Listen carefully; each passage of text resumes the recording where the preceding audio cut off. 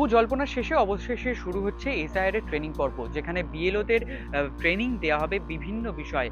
তবে এই পর্বে দাঁড়িয়ে যখন দেখা যাচ্ছে যে বিএলওদের ট্রেনিং সংক্রান্ত বা এসআইআর পর্বে বিএলওদের সুরক্ষা সংক্রান্ত বিভিন্ন প্রশ্ন উঠছে বিভিন্ন রাজনৈতিক মহল থেকে, সেক্ষেত্রে যারা বিএলওরা রয়েছেন তাদের মনে কোনো প্রশ্ন রয়েছে কি, তারা কি ভাবছে এই সকল বিষয় নিয়ে? আসুন যারা এই বিএলওরা রয়েছেন তাদের মুখ থেকেই তাদের সেই বক্তব্য সম্পর্কে আমরা জানবো।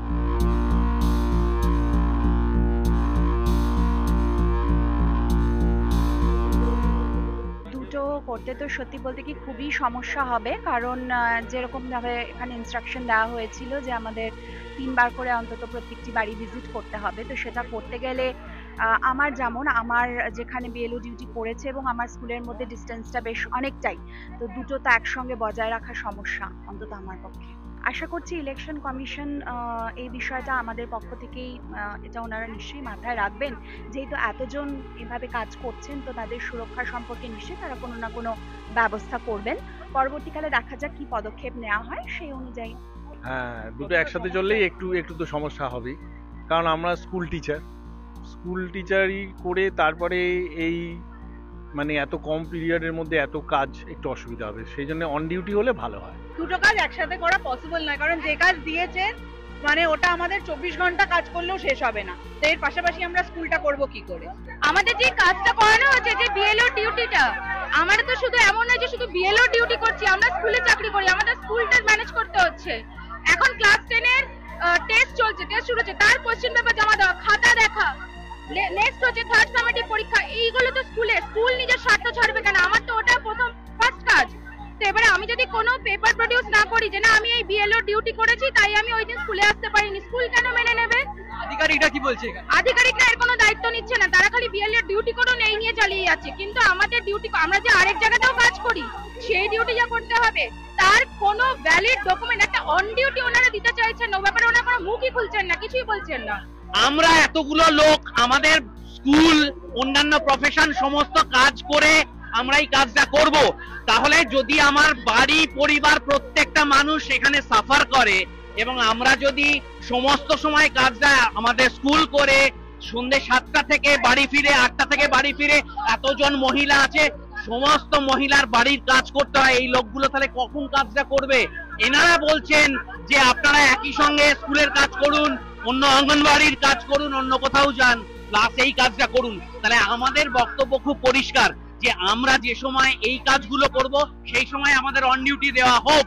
এইটা ওনারা এখনো পর্যন্ত সরাসরি বলতে পারছেন না, আমাদের প্রতিবাদটা এখানেতেই, যতক্ষণ না পর্যন্ত এইটা না দেওয়া হবে আমরা এই কাজ হাতে নেব না। ব্যাস, আমাদেরকে দিয়ে কাজ করিয়ে নেওয়া হবে, অথচ আমাদেরকে কোনো অন ডিউটি চিঠি দেবে না। আমরা স্কুলও করতে হবে, স্কুলের খাতাও দেখতে হবে, আবার এখানে প্রত্যেক বাড়ি বাড়ি গিয়ে এসআইআর এর কাজ করতে হবে। তাহলে আমরা করবোটা কখন? রাত্রেবেলায় গিয়ে লোকের বাড়িতে গিয়ে করা নাড়বো যে আমাদেরকে আপনাদের এসআইআর এর বিএলও অফিসার এসছে, আপনারা আমাদের সাথে কোঅপারেট করুন। আমার যে ভোটে 1200 ভোটার আছে, 1 মাস টাইম আছে, 1 মাস টাইমের মধ্যে 1200 ভোটার গেলে পার ডে আমাকে 40টা করে যেতে হচ্ছে।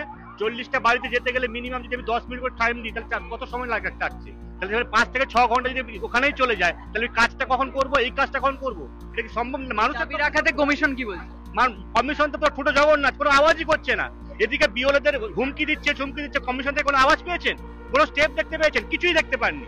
অথচ বিওলেদের বলে দিচ্ছে আপনাদের করতে হবে, যে আমরা কি মানুষ নয় নাকি? সারাদিনে স্কুলের কাজ, তারপরে যদি লোকের বাড়ি যাই তাহলে আমাদের তো নিরাপত্তার সমস্যা আছে, কারণ সন্ধ্যেবেলা একটা বাড়িতে একটা ছেলে আছে, কেউ নেই হয়তো ফিমেল মেম্বার, সেখানে আমরা কি করে যাব? প্রথম কথা। দ্বিতীয় কথা, কাজটা শেষ করবো কি করে? 30 দিনে 1000 জন করে যদি করে ধরি, কারণ বেশি আছে, তাহলে কাজটা কমপ্লিট করবো কি করে? কারণ ওটা মোবাইলে তুলতে হবে, ওটা কাগজে কলমে লেখার ব্যাপার আছে, এতগুলো কাজ কি করে সম্ভব সেটা? এবার দাবি রাখার পর আপনাদের কি জানানো হয় কর্তৃপক্ষকে? শুধু জানানো হয়নি, এখনো কিছু দেখতে পাচ্ছেন যে এই যে দাবি তারা রাখছেন সেই দাবি জানানোর পর কমিশনের পক্ষ থেকে থেকে বা যারা আধিকারিক ছিলেন তারা কিছু জানেননি, তারা ভেতরে প্রবেশ করেছেন, এখানে নিরাপত্তা রক্ষী রয়েছেন, তারা এখানে দাঁড়িয়ে রয়েছেন, কিন্তু ঠিক তার বাইরে এই যে করিডোর সেখানে যারা বিএলওরা রয়েছেন তারা এখানে উপস্থিত রয়েছেন। তারা বলছে তারা দেখা করতে চান, তাদের প্রতিনিধিরা কথা বলতে চান, অর্থাৎ যে দাবি রয়েছে যে অন ডিউটি তাদের রাখতে হবে সেই দাবি অবিলম্বে কমিশনকে পূর্ণ করতে হবে, কারণ দুটি কাজ তাদের পক্ষে একত্রে করা সম্ভব হচ্ছে না, এমনটাই দাবি করছেন বিএলওরা। অর্থাৎ সব মিলে এখনো উত্তপ্ত পরিস্থিতি, সকল জল্পনা শেষেও এসআইআর সংক্রান্ত বিষয়ে এখনো জট কাটছে না, এমনটাই বিএলওদের পক্ষ থেকেও দাবি করা হচ্ছে। ক্যামেরায় স্নেহাঙ্কুরের সাথে অর্ঘজিতের রিপোর্ট, এস নিউজ।